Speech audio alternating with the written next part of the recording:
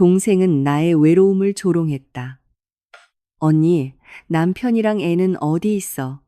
부모님은 웃었다. 나는 되받아쳤다. 두 분 돈은 어디 있고요? 지금까지 제가 다 대드렸잖아요. 웃음이 보섰다. 그날 밤 나는 내 목을 조이던 족쇄를 끊어냈다. 이야기가 시작되기 전 이 이야기를 시청하시는 친구분들이 어느 지역에서 오셨는지, 그리고 청소, 설거지, 눕기, 그냥 쉬기 등 어떤 활동을 하며 이야기를 듣고 계신지 댓글로 남겨주세요. 자, 이제 이야기를 들어볼까요? 김지원은 집 안으로 들어섰다.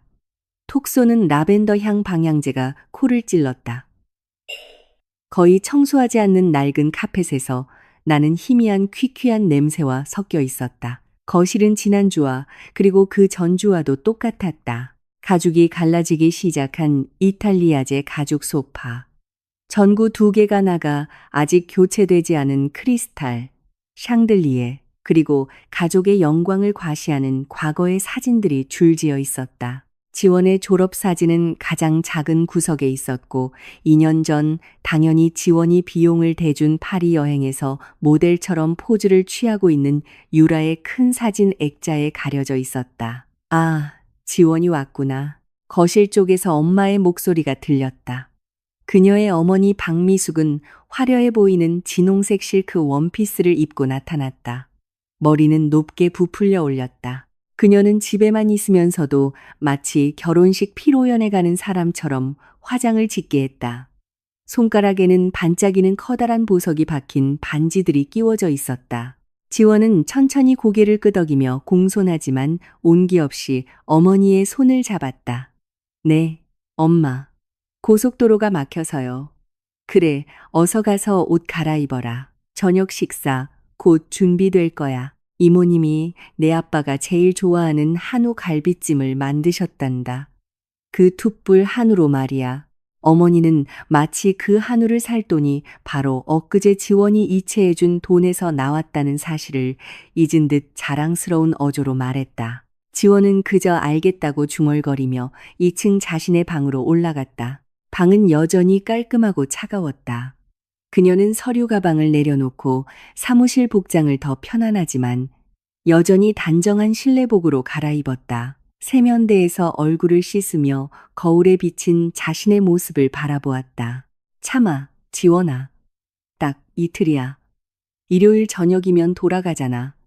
그녀는 스스로에게 속삭였다. 30분 후 그녀는 식당으로 내려갔다. 긴 티크 목재 식탁은 깔끔하게 차려져 있었다. 금태를 두른 도자기 접시들, 과거의 영광의 잔재들이 놓여 있었다.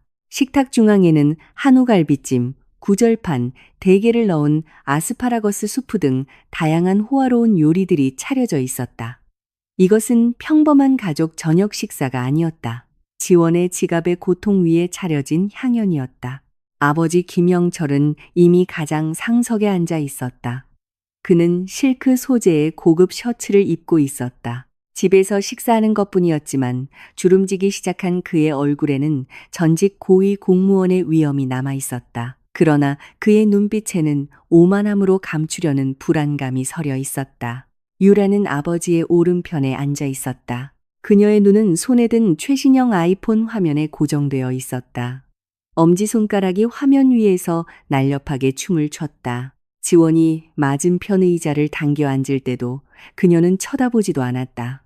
자, 식기 전에 어서 먹어라. 어머니가 아버지의 접시에 밥을 퍼주며 명령했다. 저녁 식사 분위기는 조용했다. 도자기 접시와 부딪히는 수저 소리만 들릴 뿐이었다. 밖에는 비가 점점 거세지며 음울한 배경음을 만들어냈다. 오늘 신라 호텔에서 개모임이 있었는데 말이야. 박미숙이 침묵을 깨고 지원이 가장 싫어하는 주제로 대화를 시작했다. 그 박사모 있잖아. 사위가 석탄 사업가라면서 새로 산 에르메스 가방을 자랑하는데 내가 보기엔 그거 짝퉁이야. 사위 사업이 요즘 어렵다는데 어떻게 진품을 사주겠어. 어머니는 경멸이 섞인 웃음을 작게 터뜨렸다. 아버지가 헛기침을 하며 말을 받았다. 석탄 얘기가 나와서 말인데 아까 박 의원이랑 통화했어. 강원도에 있는 그 광산 허가가 곧 나올 거라고 하더군. 그거만 터지면 우리도 다시 돈방석에 앉는 거야. 로비 자금으로 조금만 더 필요한데 한 5천만 원 정도? 그의 눈이 지원을 힐끗 쳐다보았다. 부드럽지만 명확한 신호였다. 지원은 못 들은 척했다.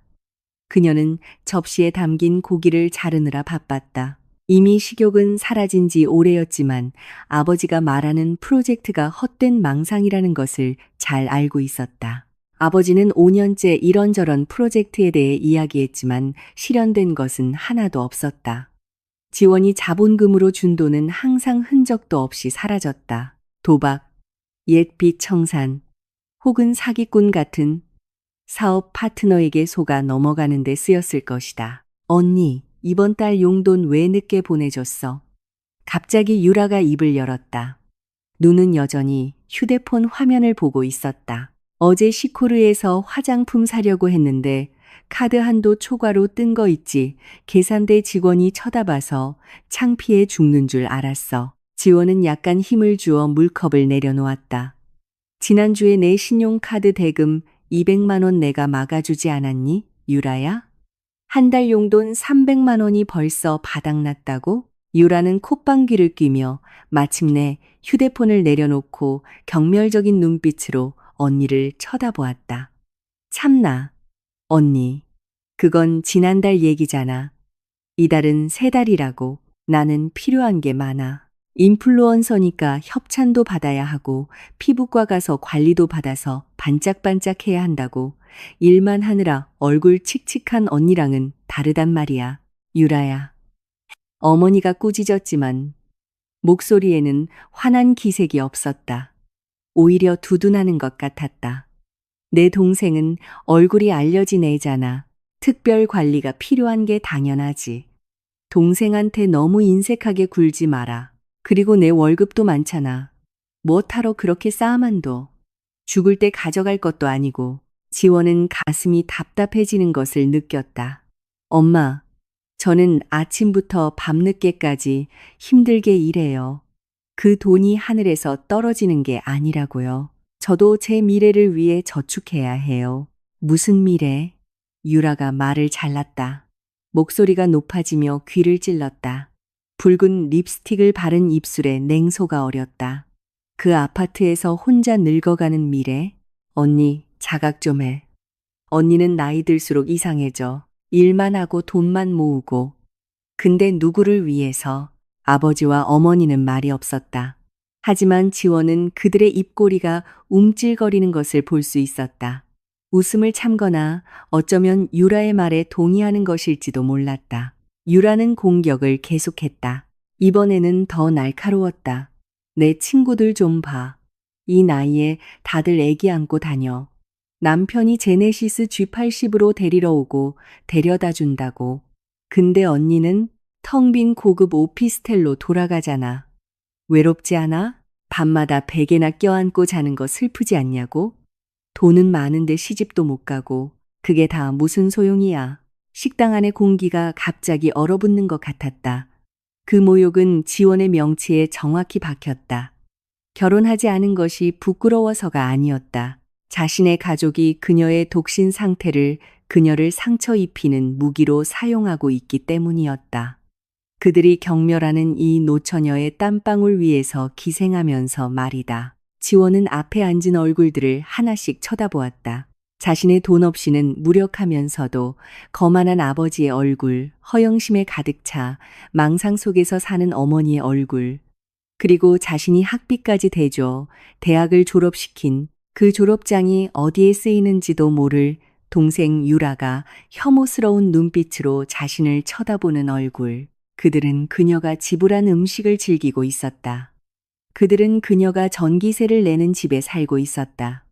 그들은 그녀가 사준 옷을 입고 있었다. 그러나 그들의 눈에 지원은 부자 사위를 안겨주지 못한 실패한 완벽한 여성이자 걸어 다니는 지갑일 뿐이었다.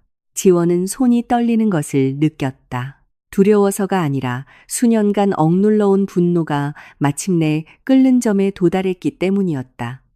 그녀는 더 이상 분당의 차가운 공기를 느끼지 못했다. 그녀가 느낀 것은 가슴 속에서 타오르는 불길 뿐이었고 그 불길은 폭발하기 직전이었다. 유라의 날카로운 말이 빚어낸 침묵은 오래가지 않았다. 지원은 기다렸다. 혹시나 부모님에게서 한 조각의 변호라도 있을까? 어쩌면 아버지가 식탁을 치며 지금까지 가족의 기둥 역할을 해온 언니에게 무례하게 굴었다고 유라를 꾸짖을지도 모른다고. 혹은 어머니가 결혼만이 여성의 행복의 유일한 척도는 아니라고 말할지도 모른다고. 그러나 그 희망은 산산조각 났다. 그 순간 그녀의 마음처럼 변호 대신 들려온 것은 가벼운 웃음소리였다. 어머니는 냅킨으로 입을 가리고 킥킥거렸다. 마치 유라가 세상에서 가장 재미있는 농담을 한 것처럼. 아버지도 빙그레 웃으며 고개를 저으며 다시 국을 한 숟가락 떴다. 그들의 웃음은 행복한 웃음이 아니었다. 동의의 웃음이었다. 지원이 정말로 한심하다는 것을 인정하는 웃음이었다. 내 동생 말이 맞다, 지원아. 웃음이 궂은 후 어머니가 말했다. 그녀의 눈은 이해하기 힘든 시선으로 지원을 바라보았다. 동정과 경멸이 뒤섞인 시선이었다. 엄마가 계모임 친구들 만나면 창피해. 다들 손주 사진 자랑하기 바쁜데 엄마는 뭘 자랑하겠니? 일에 미친 노처녀 딸. 자랑하겠어. 여자로서 너무 뻣뻣하게 굴지 마. 남자들은 너무 똑똑하고 주도적인 여자를 무서워해. 기준을 좀 낮춰. 누구라도 너를 원하는 사람이 있는 게 중요하지. 그래. 아버지가 음식을 가득 문 채로 거들었다. 영원히 노처녀로 늙지 않으려면 말이야. 이웃들 보기 부끄럽다. 이 집은 큰데 아기 울음소리가 없으니 패하게 느껴져. 아빠도 후계자가 필요해. 유라는 아직 결혼 준비가 안 됐잖아. 아직 젊음을 즐기고 싶어 하니 네가 본보기를 보여야지. 지원의 피가 끓어올랐다. 뜨거운 기운이 발끝에서부터 머리끝까지 빠르게 퍼져나갔다. 귀가 윙윙거렸다. 밖에서 들려오는 거센 빗소리가 사라지는 것 같았다. 그 대신 전쟁의 북소리처럼 세차게 뛰는 자신의 심장 박동 소리가 들렸다. 수년 동안 그녀는 이 모든 것을 삼켜왔다. 효도를 위해 모욕을 삼켰다. 책임을 위해 피로를 삼켰다. 하지만 오늘 밤 그녀의 인내심의 한계는 무너졌다. 그들은 그녀의 돈을 요구했을 뿐만 아니라 그녀가 땀 흘려 번 돈으로 산 음식이 차려진 식탁 바로 위에서 그녀의 자존심을 짓밟았다. 무거운 금속 숟가락을 쥔 지원의 오른손이 심하게 떨렸다. 빠르고 거친 움직임으로 그녀는 숟가락을 도자기 접시 위로 내던졌다. 쨍, 날카로운 소리가 부모님의 웃음을 갈랐다. 도자기 접시는 금이가 두 동강 났다. 갈비찜 국물이 깨끗한 하얀 식탁보 위로 튀었다. 어머니는 깜짝 놀라 뛰어오르며 음료수 잔을 거의 쏟을 뻔했다. 유라는 눈을 동그랗게 뜨고 휴대폰을 무릎 위로 떨어뜨렸다. 아버지는 씹는 것을 멈췄다. 그의 눈은 지금껏 순종적이었던 맏딸을 향해 휘둥그레졌다. 지원이 일어섰다. 그녀 뒤에 있던 무거운 티크 의자가 대리석 바닥과 마찰하며 날카로운 소리를 냈다. 숨이 가빠지고 눈은 그동안 자신의 삶을 빨아먹던 얼굴들을 하나씩 노려보았다. 지원아, 예의 좀 지켜라. 숟가락을 던지다니 이게 무슨 짓이야. 아버지가 훼손된 위엄을 되찾으려 소리쳤다. 어른이 말씀하시는데 듣기는커녕 화를 내다니. 말씀이라고요? 지원의 목소리는 낮게 떨렸지만 면도날처럼 날카로웠다. 그 모욕을 말씀이라고 부르시는군요. 누가 모욕을 했다는 거야? 어머니가 소리쳤다. 그녀의 얼굴은 놀람과 분노로 붉어졌다. 우리는 그냥 널 조언해 준 것뿐이야. 네가 혼자인 건 사실이잖아. 남편이 없는 것도 사실이고 아이가 없는 것도 사실이고. 지원은 웃었다. 건조하고 쓰라리고 무서운 웃음이었다. 맞아요. 두 분 말씀이 다 맞아요. 제 남편과 아이가 어디 있냐고요? 없어요. 저는 텅 빈 오피스텔로 돌아가고 혼자 자고 혼자 일어나요. 그녀는 유라의 눈동자를 똑바로 쳐다보았다. 유라는 움츠러들었다. 언니가 이렇게 화난 것은 처음 보았다. 하지만 지원은 몸을 앞으로 기울여 호화로운 음식이 가득한 식탁 위에 양손을 짚었다. 두 분 돈은 어디 있고요? 침묵. 그 질문은 목을 베기 직전의 칼처럼 공중에 매달려 있었다. 영철의 얼굴이 창백해졌다. 미숙의 입은 굳게 닫혔다. 제가 묻잖아요. 두 분 돈은 어디 있냐고요? 지원의 목소리가 한 옥타브 높아졌다. 그녀는 아버지 앞에 놓인 접시를 가리켰다. 아빠가 그렇게 맛있게 드시는 그 한우 누가 샀어요? 저예요. 가격이 얼마인 줄 아세요? 1kg에 20만 원이에요. 아빠 지갑에 지금 20만 원 있어요? 없죠. 그녀의 손가락이 유라에게로 향했다. 앞에 주차된 네가 인스타그램에 자랑하려고 분당을 돌아다닐 때 타는 그 벤츠. 지난달 할부금 누가 냈어? 나야. 정비 비용은 누가 냈고? 나야. 네가 입는 옷. 네가 드는 가방. 네 얼굴에 바르는 스킨케어. 그거 전부 내 돈이야. 지원은 몸을 바로 세웠다. 분노의 눈물이 눈가에 고이기 시작했다. 하지만 그녀는 온 힘을 다해 참았다. 그들 앞에서 울지 않을 것이다. 절대로. 오늘 밤 이 웅장한 집의 전기. 지원은 그들 위 천장에 달린 크리스탈 샹들리에를 가리켰다. 기도하면 켜지는 줄 아세요? 지난달 요금이 40만 원이었어요. 두 분 방 에어컨을 24시간 내내 켜놔서요. 한전에 누가 돈 보냈어요? 저예요.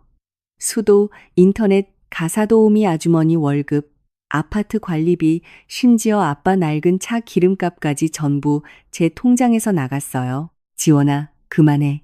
부모한테 그렇게 계산적으로 굴다니.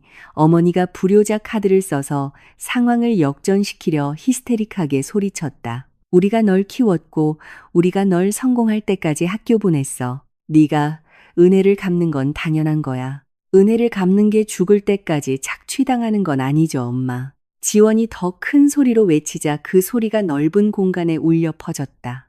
두 분이 조금이라도 존중심이 있었다면 제가 돈 대드리는 거 불평안했을 거예요. 근데 뭐죠? 제 고통 위에서 웃으셨잖아요. 제 외로움을 모욕하셨잖아요. 그 외로움 덕분에 제가 두 분의 분수에 맞지 않는 생활 방식을 유지하기 위해 돈을 버는데 집중할 수 있었던 건데 말이에요. 영철이 식탁을 세게 내리쳤다. 입 조심해라. 이 아빠는 전직 고위 공직자야. 네가 돈 좀 있다고 이제 와서 부모 머리 꼭대기에 오르려고 해. 비리 사건 때문에 퇴직금도 없이 은퇴한 전직 공직자 말이죠. 지원은 더 이상 신경 쓰지 않았다. 그녀는 그동안 그들이 굳게 덮어두었던 모든 금기를 폭로했다. 아빠의 그 체면이 우리를 서서히 죽이고 있었어요. 아빠는 이 집 파는 걸 거부했죠. 우리가 파산했는데도요. 단지 다른 사람들 눈에 여전히 부자로 보이기 위해서. 그리고 저는 두 분의 연극 무대를 지탱하기 위한 재물이 되었고요. 지원은 길게 숨을 들이쉬고는 거칠게 내뿜었다. 그녀는 극도로 피곤했다. 에너지가 완전히 고갈되었다. 그녀는 앞에 있는 얼굴들을 더 이상 가족이 아닌 기생충 같은 낯선 사람들로 보았다. 오늘까지예요. 지원이 낮지만 단호하게 말했다. 그녀의 어조는 최종적이었다. 오늘부로 끝이에요. 그녀는 몸을 돌려 거실 의자에 놓여있던 서류 가방을 집어들었다. 어디 가려는 거냐? 이렇게 비가 쏟아지는데. 어머니가 외쳤다. 그녀의 목소리는 공황 상태에 빠지기 시작했다. 딸의 안전을 걱정해서가 아니라 그들의 돈줄이 떠나려 한다는 것을 깨달았기 때문이었다. 지원은 문턱에서 멈춰서서 무표정하게 힐끗 돌아보았다. 이 순간부터 수도꼭지는 잠깁니다. 더 이상의 송금도 신용카드 대납도 없을 거예요. 알아서들 벌어드세요. 명품들 팔아치우든가 아니면 그 잘난 체면이나 드시든가요. 전 상관 안 해요. 지원아, 미쳤니? 유라는 용돈이 필요하고 아빠는 약값이 필요해. 영철이 소리쳤다. 지원은 대답하지 않았다. 그녀는 정문을 활짝 열었다. 거센 바람과 빗방울이 곧장 안으로 들이쳐 대리석 바닥을 적셨다. 우산도 없이 지원은 폭풍우를 뚫고 자신의 차로 달려갔다. 뒤에서 어머니의 고함과 유라의 울음소리가 희미하게 들려왔다. 하지만 그 소리는 우레 같은 천둥 소리에 완전히 묻혔다. 지원은 차에 올라 문을 세게 닫고 자동으로 잠갔다. 몸은 흠뻑 젖어 있었다. 머리카락에서 물이 뚝뚝 떨어져 핸들을 적셨다.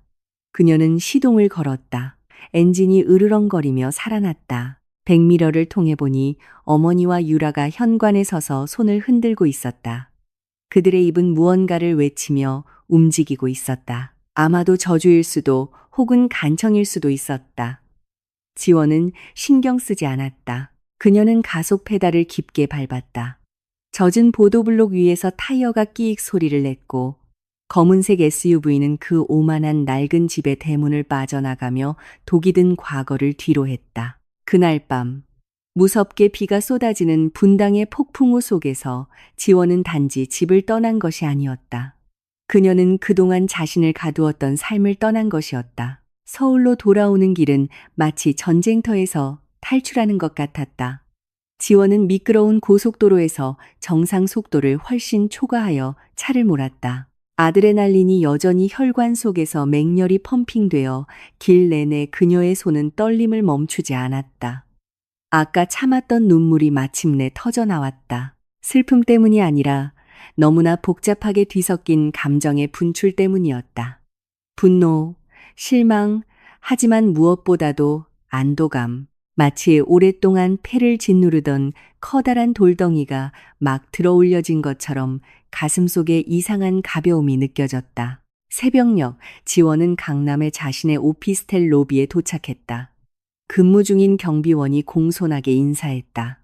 방금 부모님 집에서 받은 대우와는 극명한 대조였다. 그녀는 엘리베이터를 타고 25층으로 올라가 조용하고 현대적인 자신의 공간으로 들어갔다. 문이 닫히자마자 고요함이 그녀를 맞았다.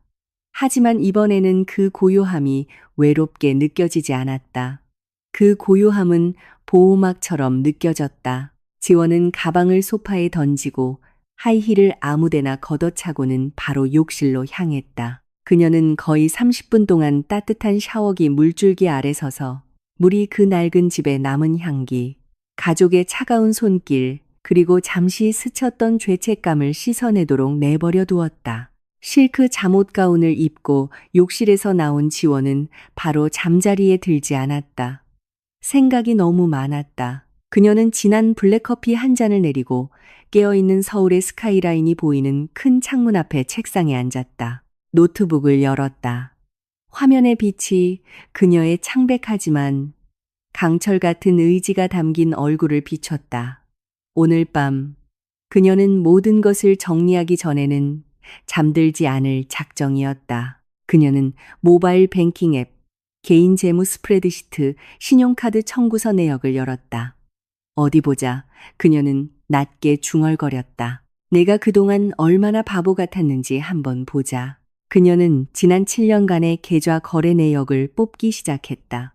처음으로 큰 승진을 하고 가족의 재정적 책임을 떠맡기 시작한 때부터였다. 그녀는 스프레드시트에 가족 부채라는 새 열을 만들었다. 손가락이 키보드 위에서 날렵하게 춤을 췄다. 숫자 하나하나를 입력했다. 입력하는 금액을 볼 때마다 그녀의 눈이 휘둥그레졌. 첫해 분당집 지붕 수리비 1억 5천만 원. 둘째 해 아버지 도박 빚 상환 2억 원. 셋째 해 수능 실패 후 뒷문으로 들어간 유라의 대학 입학 기부금 8,500만 원. 유라를 위한 벤츠 구매비 7천만 원. 이자가 없도록 현금 일시불.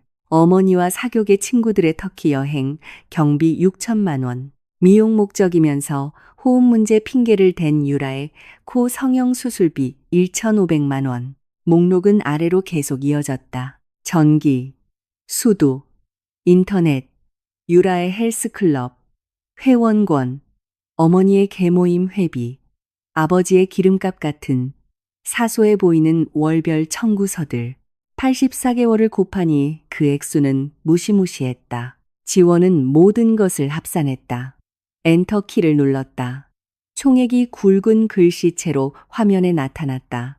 13억 4,500만 원, 13억. 지원은 입을 다물지 못했다. 의자에 몸이 스르르 무너졌다. 13억. 그렇게 많은 돈이 흔적도 없이 사라졌다. 진심 어린 감사 인사, 한 번 제대로 하지 않은 사람들의 체면과 생활 방식에 의해 불태워졌다. 그 돈이면 그녀는 투자용으로 오피스텔 한 채를 더 사거나 세계 일주를 하거나 조기 은퇴를 위해 저축할 수도 있었다. 아까 잠시 가라앉았던 분노가 다시 타올랐다. 하지만 이번에는 더 차갑고 계산적이었다. 지원은 식어가는 커피를 한 모금 마셨다.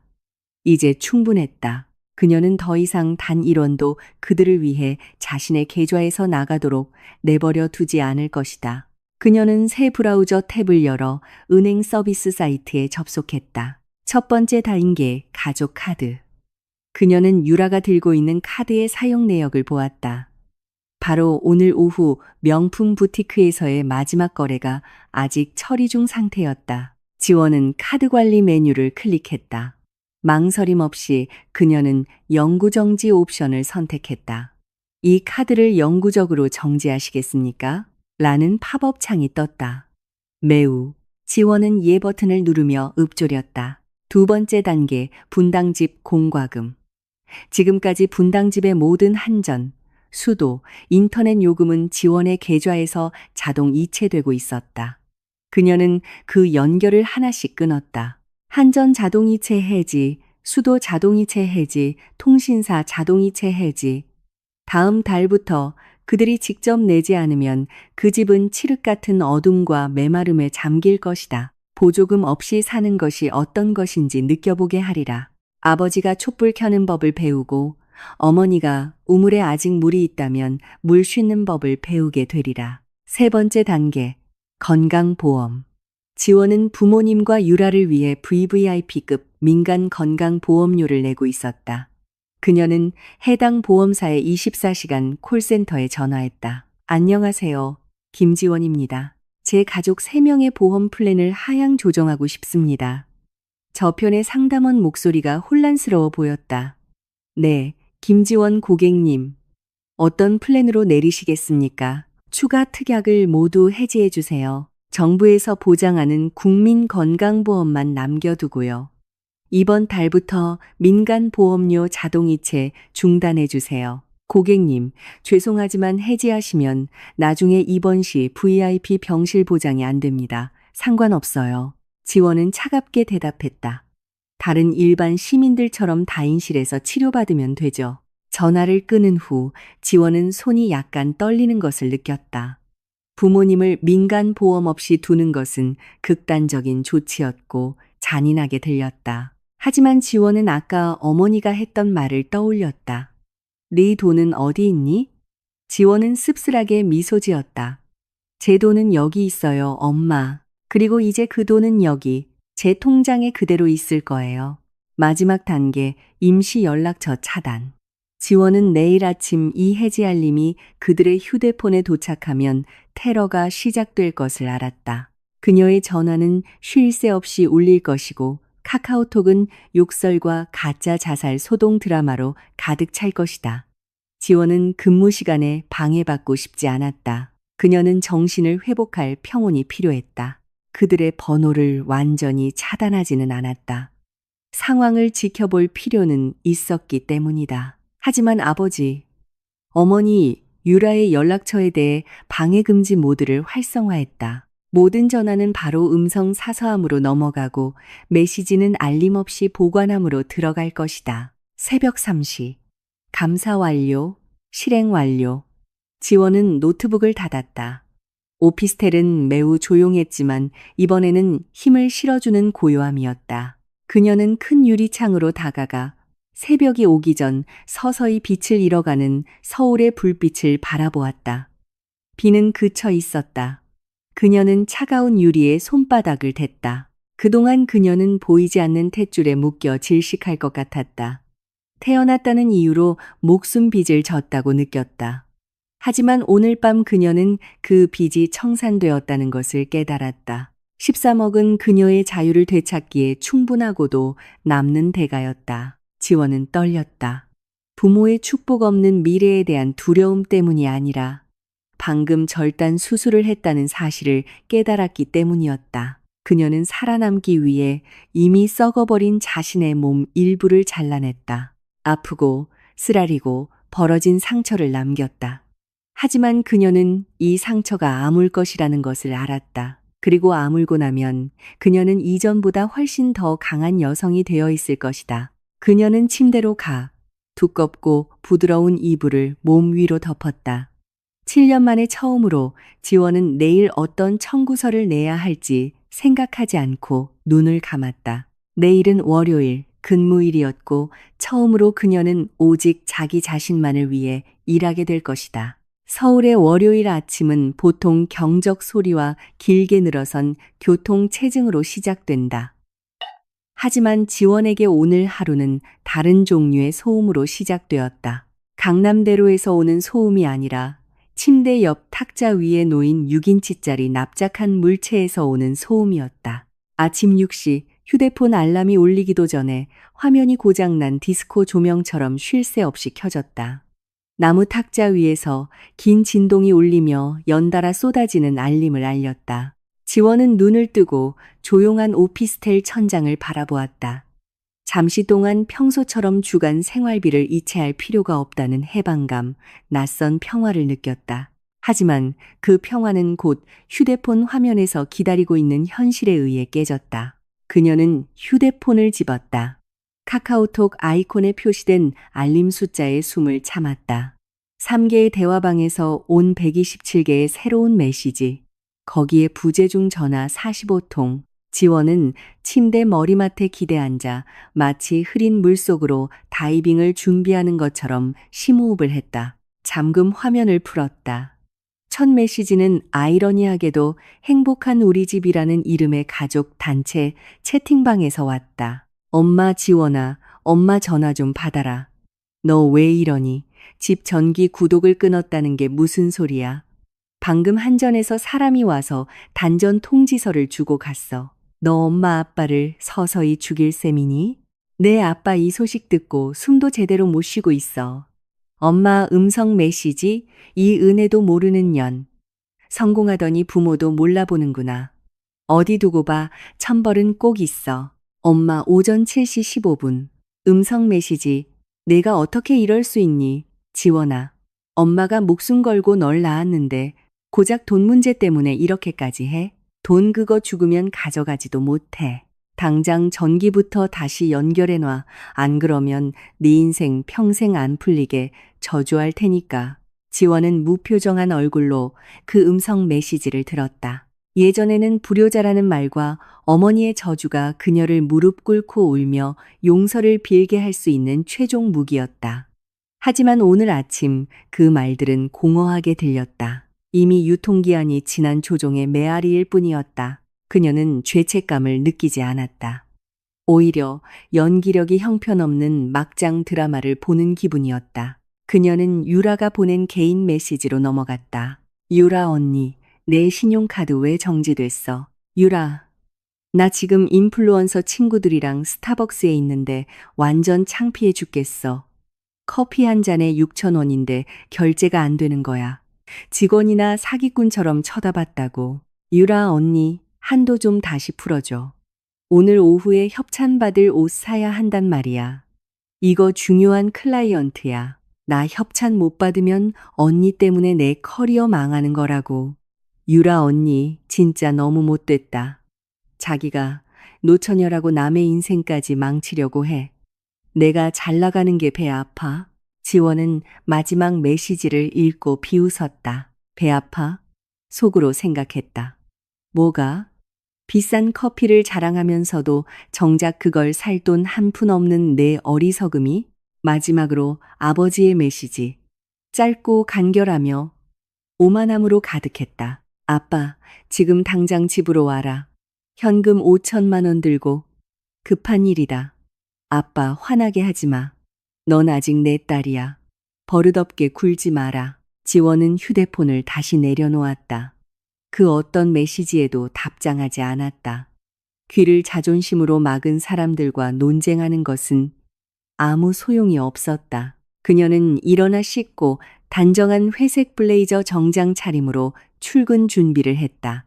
매트한 벽돌색 립스틱을 바르고 거울을 보며 스스로에게 말했다. 오늘 너는 전쟁을 하는 거야, 지원아. 하지만 이번에는 네가 지휘권을 쥐고 있어. 강남 파이낸스 센터 40층에 있는 사무실에 도착한 지원은 회사의 분기 재무 보고서에 집중하려 애썼다.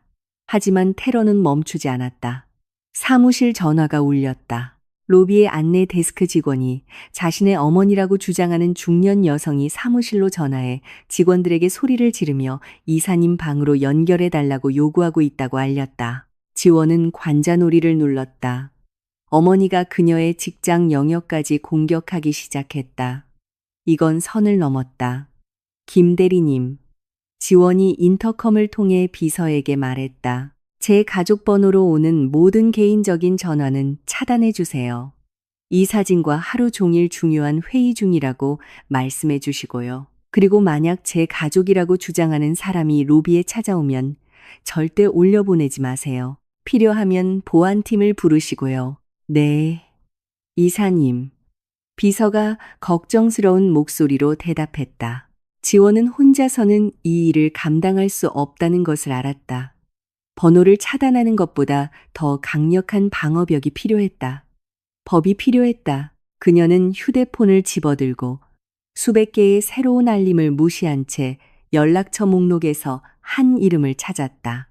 박준영 변호사. 준영은 그녀의 대학 동기였다. 똑똑하고 논리적이며 그녀가 아는 최고의 기업 변호사 중 한 명이었다. 한때 가까웠지만 지원이 가족을 부양하느라 바빠지면서 그들의 관계는 그저 비즈니스적인 친구 사이로 멀어졌다. 여보세요, 준영아. 오늘 점심에 만날 수 있을까? 급한 개인적인 일이야. 전화가 연결되자마자 지원이 말했다. 그날 오후 청담동의 한 프라이빗한 일식집에서 지원은 준영과 마주 앉았다. 그는 예전과 똑같았다. 얇은 태 안경에 날카로우면서도 편안한 눈빛을 한 단정한 모습이었다. 지원은 모든 것을 털어놓았다. 친구에게 하소연하는 것이 아니라 의뢰인으로서 변호사에게 이야기했다. 그녀는 자금줄을 끄는 것, 자신이 받은 디지털 테러, 그리고 아버지가 자신의 이름을 끌어들일 수 있는 무모한 짓을 할지도 모른다는 두려움에 대해 말했다. 지원은 지난 7년간의 이체 증명서 뭉치와 가족에게서 받은 협박성 메시지 캡처 화면을 건넸다. 그들을 감옥에 보내고 싶지는 않아, 준영아. 어쨌든 내 부모님이시니까. 하지만 법적 보호가 필요해. 내가 장난하는 게 아니라는 걸 그들이 알아야 해. 그리고 아빠가 단순히 신용카드 빚보다 더 큰 무언가를 숨기고 있는 것 같아. 준영은 서류를 뒤적였다. 그의 미간이 좁혀졌다. 13억. 지원아, 이건 생활비가 아니야. 가족을 빙자한 강도질이지. 지원은 고개를 숙이고 차가운 녹차를 저었다. 내가 바보였어. 바보가 아니야. 조종당한 거지. 준영이 단호하게 정정했다. 그는 서류를 덮었다. 좋아. 첫 번째 단계는 그들이 계속 내 업무 영역을 침범하면 경고장을 보내는 거야. 하지만 내 직감으로는 김영철 씨 자산에 뭔가 문제가 있어. 퇴직금도 없는 은퇴자 치고는 생활 수준이 너무 높아. 내 도움을 감안하더라도 분명히 큰 돌려막기를 하고 있을 거야. 분당집 말이야. 준영은 지원을 심각하게 쳐다보았다. 그 집 등기부등본은 어떻게 되어 있어? 내 이름으로 되어 있어. 지원이 빠르게 대답했다. 5년 전에 아빠가 처음 비리 사건에 연루돼서 재산을 압류당할 뻔했을 때 자산을 지키려고 그 집 명의를 내 이름으로 돌려놨어. 등기 권리증은 아빠가 집 금고에 보관하고 있고 그 이후로 다시 본 적은 없지만 법적으로는 내 소유야. 준영은 잠시 침묵했다. 손가락으로 테이블을 톡톡 두드렸다. 지원아, 내가 등기부 등본이랑 내 아버지와 내 이름으로 된 신용정보 조회를 해보게 해줘. 그 금고에 보관된 등기 권리증에 대해 안 좋은 예감이 들어. 지원의 등 뒤로 차가운 기운이 스며들었다. 아빠가 그걸 팔았을 거라고 생각해? 네가 없이는 파는 건 어려웠겠지만 사채 시장에서는 불가능한 게 없어. 준영이 의미심장하게 말했다. 이틀만 시간을 줘. 그동안은 그들 메시지에 답장하지 마. 모든 걸 증거로 저장해둬. 유라나 어머님이 내 오피스텔에 찾아오면 문 열어주지 말고 경비실에 연락해. 지원은 고개를 끄덕였다. 그날 점심은 입에 맞지 않았다. 그녀는 동맹군이 생겨 마음이 한결로였지만 동시에 더 불안한 마음으로 사무실로 돌아왔다. 아버지가 그 집 등기 권리증으로 무슨 짓을 했을지 모른다는 상상이 그녀를 괴롭혔다. 그날 밤 디지털 테러는 절정에 달했다. 유라는 친한 친구 기능으로 인스타그램 스토리를 올렸는데 그 내용이 대중에게 유출되었다. 눈물을 흘리는 자신의 사진과 함께 가장 필요할 때 친언니에게 버림받았다. 피는 돈보다 진하지 않구나. 인색한 언니를 둔 게 너무하다. 라는 캡션이 달려 있었다. 지원은 감시용으로 만든 가짜 계정으로 그것을 보았다. 가슴이 아팠지만 울지는 않았다. 그녀는 스크린샷 버튼을 눌렀다. 저장. 그녀는 중얼거렸다. 이 전쟁을 위한 또 하나의 탄약. 그날 밤 지원은 휴대폰을 완전히 끈 채 잠들었다. 밖에서는 서울이 여전히 시끄러웠지만 그녀의 오피스텔 안에서는 방어벽을 쌓고 있었다. 그녀는 진짜 폭풍이 어머니의 고함이나 동생의 칭얼거림이 아닌 어느 사채업자 책상 서랍에 보관된 종이 한 장에서 몰아칠 것이라는 사실을 알지 못했다. 이틀 후 준영은 지원에게 역삼동에 있는 자신의 법무법인으로 와달라고 요청했다. 이번에는 여유로운 점심 식사가 아니었다. 전화기 너머 준영의 목소리는 매우 형식적이고 다급했다. 오후 4시에 와줘. 네가 직접 봐야 할 게 있어, 지원아. 지원은 정시에 도착했다. 준영의 사무실은 유리와 검은 대리석이 줄을 이루는 미니멀리즘 모던 스타일로 위압적이면서도 전문적인 인상을 주었다. 그녀는 개인 회의실로 안내받았다. 그곳에는 준영이 테이블 위에 두꺼운 빨간색 서류철 몇 개를 놓고 기다리고 있었다. 그의 얼굴에는 평소와 같은 다정한 미소가 없었다. 그는 긴장해 보였다. 앉아, 지원아. 준영이 권하며 말했다. 지원은 앉았다. 심장이 세차게 뛰었다. 결과가 어때?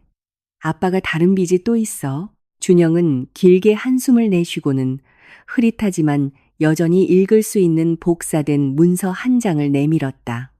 자산 추적과 신용 조회를 해봤어. 좋은 소식은 내 이름은 시중은행에서는 깨끗해. 주요 국책은행이나 시중은행에 김지원 이름으로 된 연체대출은 없어. 지원은 안도의 한숨을 내쉬었다. 다행이다. 그럼 뭐가 문제야? 문제는 여기 있어. 준영이 빨간 서류철을 가리켰다. 내가 공증인이나 비공식 대부업계, 즉 제2금융권의 인맥이 좀 있어. 네가 예산을 줄였는데도 아버님 생활 방식이 여전히 사치스러운 게 의심스러워서 친구에게 부탁해서 그쪽 네트워크를 확인해 달라고 했지. 준영은 서류철을 열었다. 그 안에는 채무 확인서와 근저당권 설정 위임장 사본이 들어 있었다. 지원은 문서의 상단 레터헤드를 보고 눈이 휘둥그레졌다. 유명 은행의 로고가 아니라 거물급 사채업자의 위장 회사처럼 들리는 낯선 이름의 상호신용금고였다. 하지만 지원의 심장을 믿게 한 것은 거기에 적힌 서명이었다. 담보 제공자란에는 분명히 김지원이라고 쓰여 있었고 그 이름 위에는 서명이 그어져 있었다.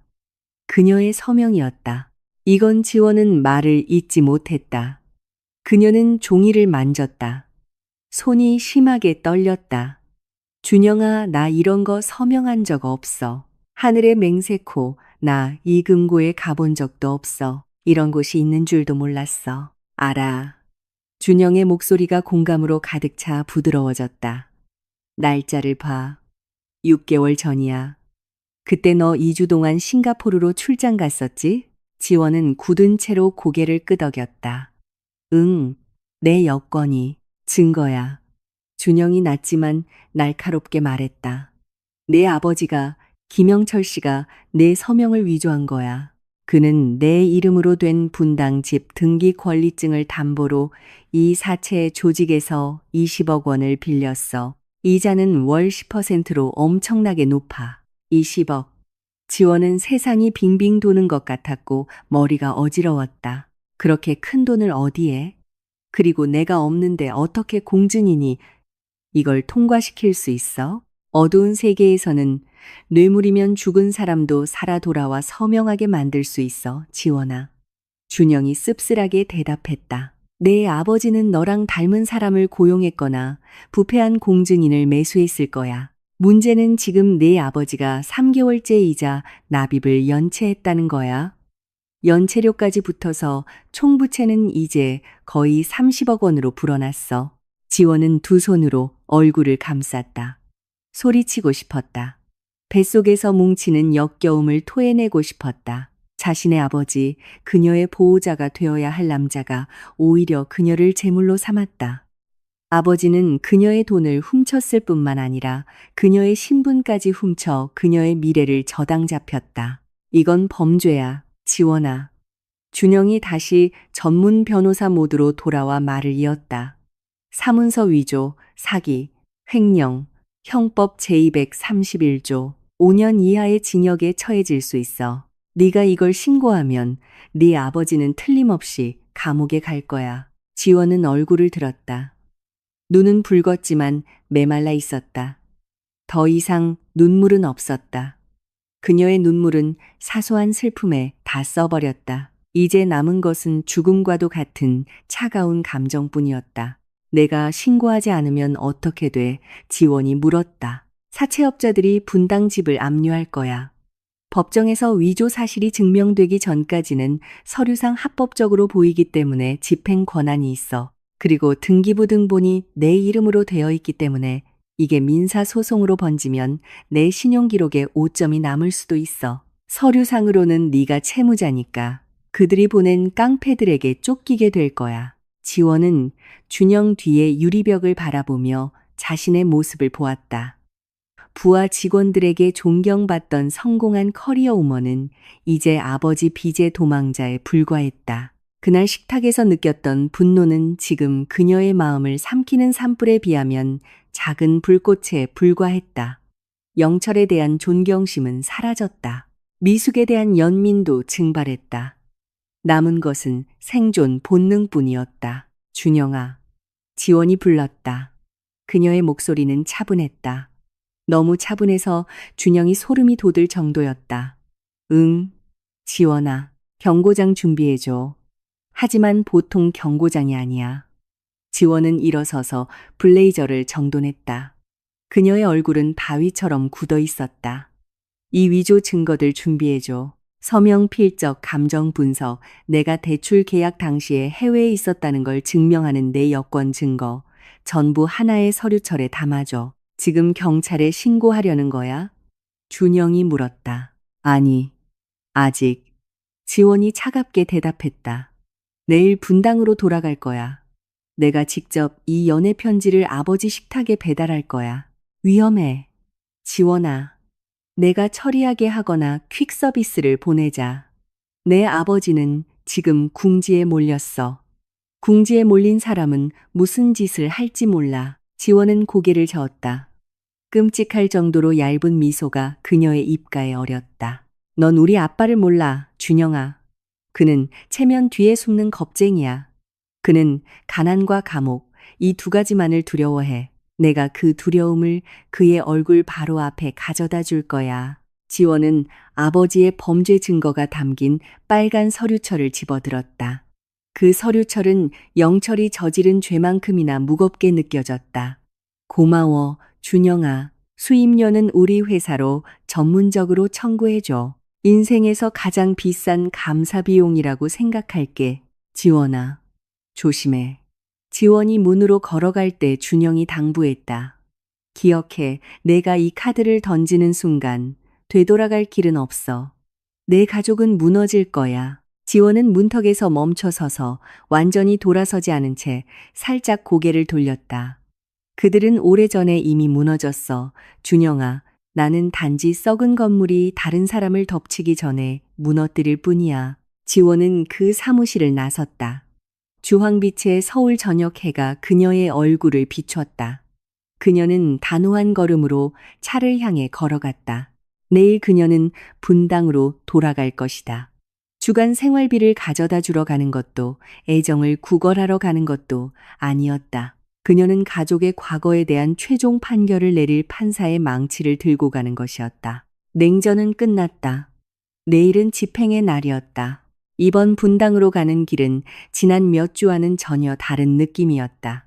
시야를 가리는 폭풍우도 영동 고속도로를 뒤덮는 짙은 안개도 없었다. 그날 저녁 하늘은 맑았고 서쪽 지평선에서 서서히 지는 붉은 주황빛 노을을 내뿜고 있었다.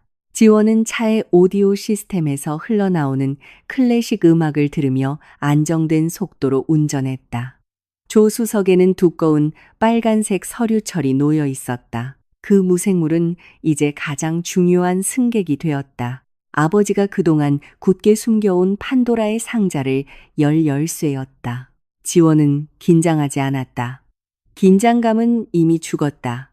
그 자리는 겨울철 얼어붙은 호수 표면처럼 차갑고 치명적인 평온함이 대신했다. 그녀는 더 이상 부모의 인정을 갈망하는 딸이 아니었다. 그녀는 판결을 들고 온 집행관이었다.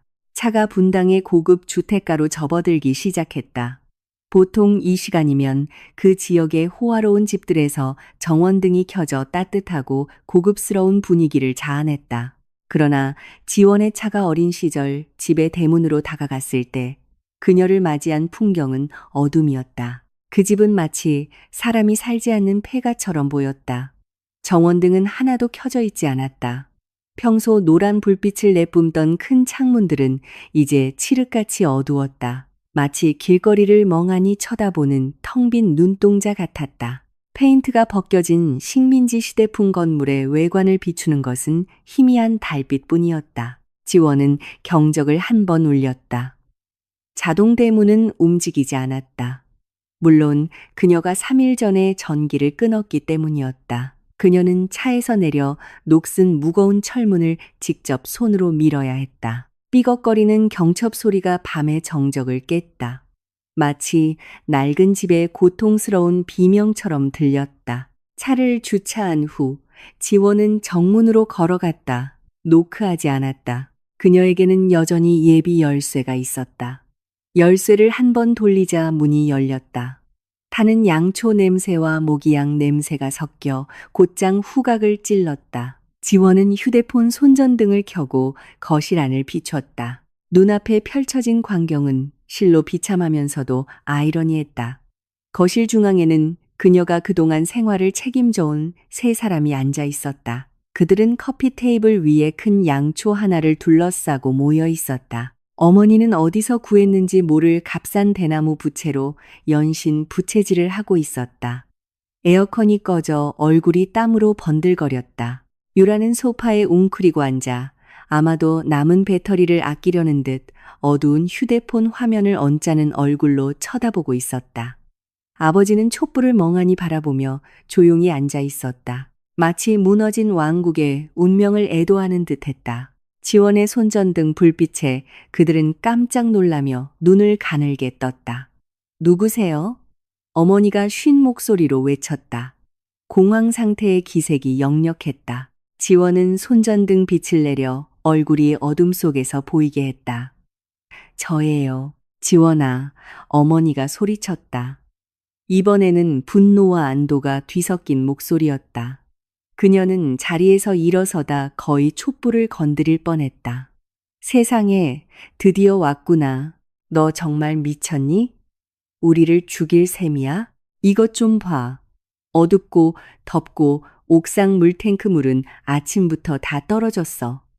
샤워도 못하고 냉장고 음식은 다 썩었어. 유라가 코맹맹이 소리로 끼어들었다. 언니 진짜 너무해. 보조 배터리도 다 썼다고. 콘텐츠 업데이트도 못하고. 너무 더워. 모기도 엄청 많아. 언니, 우리 고문에서 죽일 셈이야? 지원은 그 칭얼거림에 대답하지 않았다. 그녀는 안으로 들어섰다. 그녀의 하이힐이 대리석 바닥 위에서 또각또각 소리를 냈다. 단호하고 위압적인 리듬이었다. 그녀는 두꺼비 집을 고치러 온 것이 아니었다. 마지막 폭탄을 터뜨리러 온 것이었다. 앉으세요. 지원이 짧게 명령했다. 앉으라니 무슨 소리야? 영철이 소리쳤다. 가장으로서의 그의 위엄이 상했다. 그는 일어서서 떨리는 손가락으로 지원의 얼굴을 가리켰다. 전기부터 켜. 지금 당장 요금 내라고. 아빠는 이렇게 거지처럼 어두운 데서 얘기하고 싶지 않아. 앉으시라고요, 아버님. 지원이 반복했다. 목소리는 높아지지 않았지만 소름이 돋게 하는 압박감이 있었다. 그녀는 테이블 위 켜진 촛불 바로 옆에 빨간 서류철을 내려놓았다. 서류철이 부딪히는 소리가 묵직하게 들렸다. 아니면 경찰서에서 이 얘기를 하고 싶으세요? 영철은 말이 없었다. 그의 눈은 빨간 서류철에 고정되었다. 어두운 비즈니스 세계에서 잔뼈가 굵은 그의 본능이 그 서류철이 평범한 청구서가 아니라는 것을 알려주었다. 그는 천천히 다시 앉았다. 아까 화로 붉어졌던 얼굴이 이제 흔들리는 촛불 아래서 창백해졌다. 아버지의 태도에서 급격한 분위기 변화를 감지한 어머니와 유라도 입을 다물었다. 그들은 망설이며 다시 자리에 앉았다. 그게 뭐니?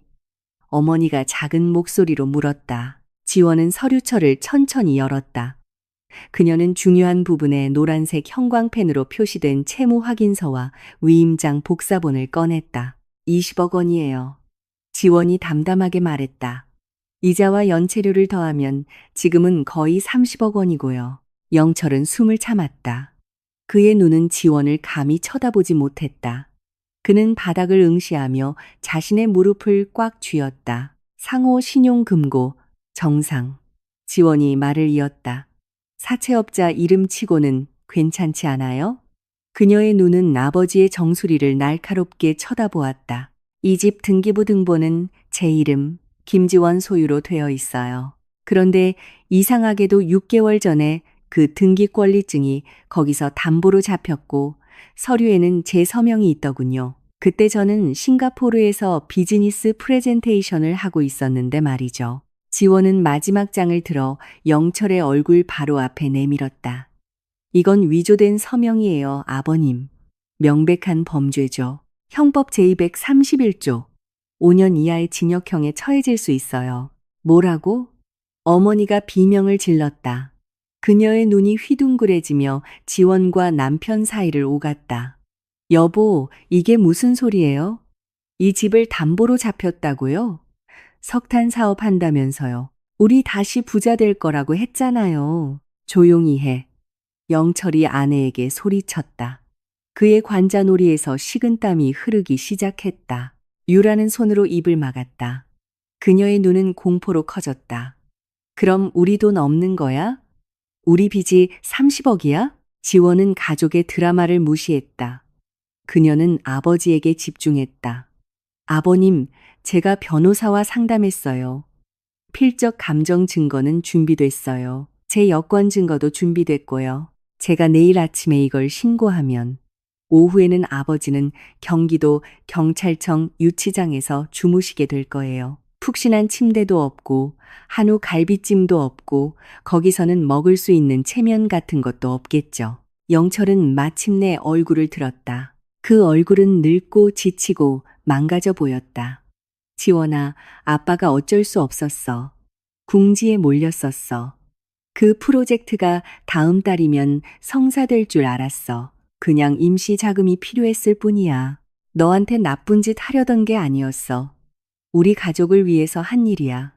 이 집을 지키고 남들에게 무시당하지 않으려고. 가족을 위해서요? 지원이 날카롭게 말을 잘랐다. 아니면 아버님 자존심을 위해서요? 아버님은 제 이름을 담보로 잡았어요. 아버님이 돈을 못 갚으면, 그리고 이미 못 갚으셨지만 사채업자들이 쫓아오는 건 저예요. 신용불량자 명단에 오르는 것도 저고요. 아버님 과거의 실패를 덮기 위해 제 미래를 망치려고 하셨어요? 아빠가 미안하다, 지원아. 아빠 좀 도와줘. 영철이 갑자기 의자에서 미끄러져 내려와 지원의 발치 더러운 바닥에 무릎을 꿇었다. 그 광경은 너무나 비참했다. 한때 그토록 거만했던 아버지가 이제 자신의 딸 발 아래 무릎을 꿇고 있었다. 아빠 경찰에 신고하지 마. 아빠는 감옥 가면 못 버텨. 아빠 이제 늙었어, 지원아. 아빠 좀 불쌍히 여겨줘. 어머니가 통곡하기 시작했다. 지원아, 내 아빠를 감옥에 보내지 마. 어떻게 그럴 수가 있어. 내 아빠잖아. 지원은 연민 없이 아버지를 바라보았다. 그녀의 마음은 이미 돌처럼 굳어 있었다. 이 악어의 눈물은 더 이상 통하지 않았다. 그녀는 한 걸음 뒤로 물러나 거리를 두었다. 일어나세요, 아버님. 더 이상 취해지지 마세요. 지원이 차갑게 말했다. 영철이 고개를 들었다. 그의 눈은 젖어 있었다. 그럼 아빠가 어떻게 해야 하니? 아빠는 그 30억을 갚을 돈이 없어. 지원은 길게 숨을 들이쉬고는 서류철에서 또 다른 종이 한 장을 꺼냈다. 이미 준비해둔 인감날인이 된 진술서였다. 이게 해결책이에요. 제가 제안하는 유일한 길이죠. 지원은 그 종이를 테이블 위에 놓았다. 첫째, 이 집을 즉시 파세요. 제가 아는 빨리 팔 수 있도록 도와줄 부동산 중개인에게 이미 연락해뒀어요. 시세보다 낮을 수도 있지만 그 사채업자 빚을 갚기에는 충분할 거예요. 집을 팔라고 어머니가 히스테릭하게 외쳤다. 그럼 우린 어디서 살아? 이건 대대로 물려받은 집이야. 우리 자존심이라고. 그 자존심이 독이 됐어요, 엄마. 지원이 소리치자 어머니가 입을 다물었다. 선택지는 두 가지뿐이에요. 이 집을 팔고 빚을 갚든가, 아니면 이 집은 사채업자에게 넘어가고 아버지는 감옥에 가든가. 어느 쪽을 택하시겠어요? 침묵. 유라의 흐느낌만이 들렸다. 둘째, 지원이 말을 이었다. 빚을 갚고 남은 집 판 돈, 만약 남는다면 제가 절반을 가져가겠어요. 지난 7년간 제가 쓴 돈에 대한 손해배상금으로요. 나머지 절반은 작은 집을 사시든 전세를 구하시든 해서 그 남은 돈으로 사세요. 셋째, 지원의 목소리가 약간 부드러워졌지만 여전히 단호했다. 다시는 저한테 돈 달라고 연락하지 마세요. 제 사무실에 찾아오지도 마시고 SNS로 저를 괴롭히지도 마세요. 이제부터 우리 관계는 혈연 관계일 뿐 ATM과 고객 관계가 아니에요. 이 중 하나라도 어기시거나 아버님이 지금 이 매도 위임장에 서명하는 걸 거부하시면 저는 바로 경찰서로 갈 거예요. 지원은 아버지에게 펜을 내밀었다. 서명하세요, 아버님. 아버님이 직접 만드신 이 가난의 촛불 아래서 지금 당장이요. 영철의 손이 펜을 잡을 때 심하게 떨렸다. 그는 희미한 방 안을 둘러보며 자신의 영광의 기억을 간직한 벽들을 바라보았다. 그는 자신이 졌다는 것을 알았다. 완전히 패배했다. 남은 힘을 다해 그는 인감위에 자신의 서명을 그었다. 지원은 그 종이를 집어들어 잉크가 마르도록 불고는 다시 서류철에 넣었다. 좋아요. 지원이 말했다. 부동산 중개인이 내일 아침 9시에 올 거예요.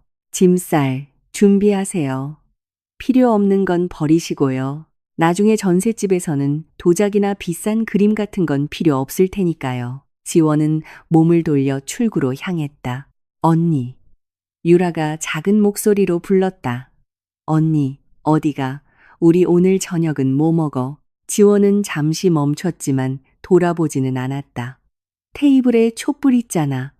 배부를 때까지 너희들 체면이나 먹어. 안녕히 주무세요. 지원은 그들을 진정한 어둠 속에 남겨두고 집을 나섰다. 차에 올라 시동을 걸었을 때 백미러를 통해 보았다. 분당 언덕 위의 낡은 집은 마치 죽어가는 거인처럼 보였다. 그리고 처음으로 지원은 슬프지 않았다. 그녀는 자유를 느꼈다. 30일은 빠르게 지나갔다. 마치 가을에 마른 잎이 떨어지듯 분당의 큰 집은 마침내 팔렸다. 어머니가 계모임에서 항상 자랑하던 환상적인 가격이 아니라 금매 가격으로 한 섬유 사업가가 건물이 대대적인 수리를 필요로 한다는 이유로 힘든 협상 끝에 70억 원에 매입했다. 그 70억 원 중에서 거의 30억 원은 등기권리증을 되찾고 숨막히는 연체료를 갚기 위해 사채 조직의 손으로 즉시 넘어갔다. 지원의 변호사 준영은 그 과정을 철저히 감독하여 그의 의뢰인이 나중에라도 법적 문제에 휘말릴 틈이 없도록 했다. 합의에 따라 지원은 남은 매각 대금에서 15억 원을 가져갔다. 그것은 그녀가 수년간 겪은 정신적, 물질적 손해를 전부 보상해주지는 못했다. 하지만 그녀에게 정의감을 느끼게 하기에는 충분했다. 나머지 약 25억 원은 그녀의 부모에게 주어졌다. 평범한 사람이 소박하게 새 삶을 시작하기에는 사실 꽤 큰 금액이었다. 그러나 구름 위에서 사는데 익숙했던 영철 가족에게 그 금액은 빵 부스러기처럼 느껴졌다. 이사하는 날은 암울했다. 고급 이삿짐 트럭은 없었다. 남은 짐을 실어 나르는 임대한 1톤 트럭 2대뿐이었다. 지원은 돕기 위해 오지 않았다. 그녀는 부동산 중개 사무소의 직원을 보내 열쇠 인계를 감독하게 했다. 영철 가족은 서울 변두리의 한 전셋집으로 이사했다. 분당의 시원함과 호화로움과는 거리가 먼 그 집은 작은 침실 3개, 부엌과 붙어 있는 화장실 하나, 그리고 넓은 마당이 없었다. 그 동네에서는 이웃들이 낮은 담장 너머로 소리치며 인사를 했고 시끄러운 오토바이 배기음이 시도 때도 없이 들렸다. 현실은 그들을 세차게 덮쳤다. 전직 고위 공무원이었던 영철은 이제 좁은 집 베란다에 앉아 하루를 보냈다. 더 이상 사업상 인맥도 프로젝트를 약속하는 동료들의 전화도 없었다. 그에게 남은 것은 더 이상 수입 담배를 살 여유가 없어 피우는 값싼 국산 담배와 멍하니 앉아있기만 하면서도 낡은 고급 셔츠를 입고 있는 늙은 아저씨를 이상하게 쳐다보는 이웃들의 시선뿐이었다. 그의 자존심은 산산조각났다. 예전에 지원이 깼던 접시보다 더 산산이. 어머니 미숙은 가장 심한 문화 충격을 겪었다. 그녀는 새로운 동네의 아줌마들 계모임에 참여하려 했지만 그 계모임 회비가 수백만 원이 아닌 수십만 원이라는 것을 알고는 바로 물러났다. 더 이상 별 5개짜리 호텔에서의 애프터눈 티는 없었다. 그녀의 일과는 이제 동네를 도는 야채 트럭 아저씨와 500원 차이로 채소 가격을 흥정하는 것이었다. 노년에 어쩔 수 없이 배워야 했던 생존 기술이었다. 그녀의 명품 가방들은 대부분 생활비를 충당하기 위해 중고 거래 사이트에서 팔렸다. 25억 원은 아껴 써야 했기 때문이었다. 영철은 연금이 없었고 그들은 지원으로부터의 돈줄이 완전히 영원히 닫혔다는 것을 깨달았다. 그리고 유라의 운명은 아마 가장 아이러니했다. 언니의 신용카드도 부모의 용돈도 그리고 쓸만한 직업기술도 없이 그녀는 땅으로 곤두박질 쳤다. 인플루언서라는 타이틀로는 도시락 하나 살 수 없었다. 더 이상 명품 콘텐츠를 올리지 않자 인스타그램 팔로워들은 서서히 그녀를 떠났다. 결국 유라는 취업에 나설 수밖에 없었다. 경험이 없다는 이유로 수십 번의 지원에서 탈락했다. 마침내 그녀는 한 변두리 쇼핑몰의 국내 화장품 브랜드 판매사원으로 취직했다. 그녀는 하루 8시간을 하이힐을 신고 서서 지나가는 손님들에게 파우더와 립스틱을 권해야 했다. 어느 날 오후 전단지를 나눠주던 유라는 자신과 비슷한 또래의 젊은 여성들이 비싼 쇼핑백을 들고 활짝 웃으며 지나가는 것을 보았다. 가슴이 아팠다. 예전에는 그녀가 그들이었다. 예전에는 그녀가 서비스를 받는 쪽이었지 하는 쪽이 아니었다. 물집 잡히고 아픈 그녀의 발은 예전에 지원이 주었던 기회를 낭비한 자신의 어리석음을 매일같이 상기시켜 주었다. 그녀는 직원 화장실에서 자주 울며 자신의 신세를 한탄했다. 하지만 그 눈물은 휴식 시간이 단 1시간뿐이고 다시 손님들에게 가식적인 미소를 지으며 돌아가야 한다는 사실을 바꾸지 못했다. 한편 수백 킬로미터 떨어진 서울에서 지원은 그동안 삶에서 잃어버렸던 무언가를 찾고 있었다. 바로 자기 자신이었다. 그날 오후 25층 오피스텔 발코니에서 바라본 서울 하늘은 비가 온 뒤 맑았다. 지원은 편안한 나탄 의자에 앉아 헐렁하고 편한 옷을 입고 있었다. 손에는 김이 모락모락 피어오르는 따뜻한 캐모마일 차 한 잔이 들려 있었다. 켜진 노트북도 빛을 독촉하는 전화벨 소리도 없었다. 그녀는 방금 헬스클럽에서 돌아오는 길에 서점에 들러 오랫동안 읽고 싶었지만 시간이 없었던 소설 3권을 샀다. 오늘 밤 그녀는 자신을 위해 파스타를 요리하며 방해 없이 좋아하는 넷플릭스 시리즈를 볼 계획이었다. 아주 단순한 계획. 하지만 그녀에게 그것은 최고의 사치였다. 그녀는 도시의 풍경을 바라보았다. 우뚝 솟은 마천루들, 빛의 강처럼 켜지기 시작하는 가로등들. 그녀는 분당에 있는 가족을 떠올렸다. 그들이 고통받고 있다는 것을 알았다. 그들이 적응하기 힘들어한다는 것을 알았다. 가슴 속에 약간의 답답함, 인간적인 애정의 잔재가 느껴졌지만 그녀는 곧 그것을 떨쳐냈다. 그들의 고통은 그들 자신의 선택의 결과였다. 지원은 7년 동안 낚싯대, 낚싯줄, 심지어 미끼까지 주었다. 하지만 그들은 그 낚싯대를 부러뜨리고 금 접시에 담긴 다 익은 생선을 요구했다. 이제 그들은 맨손으로 낚시하는 법을 배워야 했다. 늦었지만 필요한 인생 수업이었다. 지원은 차를 한 모금 마셨다. 달콤하고 편안한 맛이었다. 예전에 유라가 그녀를 조롱했었다. 언니 남편이랑 애는 어디 있어? 아, 참, 없지. 예전에 부모님은 웃으며 물었다. 내 돈은 어디 있니? 이제 지원은 그 질문에 진심 어린 미소로 대답할 수 있었다. 남편과 아이. 언젠가는 내 돈 때문이 아니라 있는 그대로의 나를 사랑해주는 좋은 사람과 함께 할지도 모르지. 하지만 지금은 온전한 나 자신이 있어. 그리고 내 돈은 지원은 창유리에 비친 자신의 모습을 바라보았다. 내 돈은 내 통장에 있어 안전하게 내 미래를 위해 불어나고 있지. 그리고 가장 중요한 건 내 돈은 더 이상 독을 사는 데 쓰이지 않는다는 거야. 그날 밤 그녀의 오피스텔 식탁은 정말로 조용했다. 가식적인 웃음소리도 위선으로 가득 찬 수저 소리도 없었다. 하지만 그 고요함 속에서 지원은 가장 아름다운 소리를 들었다. 자유의 소리였다. 그녀는 눈을 감고 저녁 바람이 얼굴을 스치도록 내버려 두었다. 그녀는 더 이상 혼자라서 가난하다고 느끼지 않았다. 그녀는 부유하다고 느꼈다. 시간에 부유하고 마음의 평온함에 부유하고 그리고 마침내 되찾은 자존심에 부유했다. 그날 밤 모든 것이 변했다. 완벽해진 것이 아니라 올바르게 되었다. 그리고 지원에게는 그것으로 충분하고도 남았다.